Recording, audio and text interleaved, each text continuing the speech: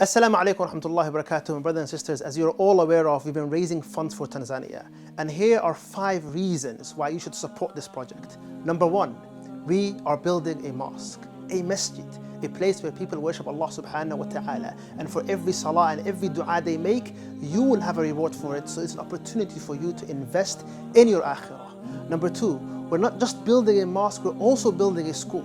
And we know how important education is in Islam. Now every single child that graduates or studies in that school, again Allah subhanahu wa ta'ala will reward you for it. Number 3, we're providing clean water. How essential is water to life? Can you imagine every sip of water they take? Something that we take for granted, but you can provide inshaAllah ta'ala. And finally, ikhwani fillah, all 3 things that I've mentioned are sadaqah jariyah. And because they are sadaqah jariyah, that means every single time someone benefits from those services, prays in that mosques, goes to that schools, drinks that water, you will have a reward for it.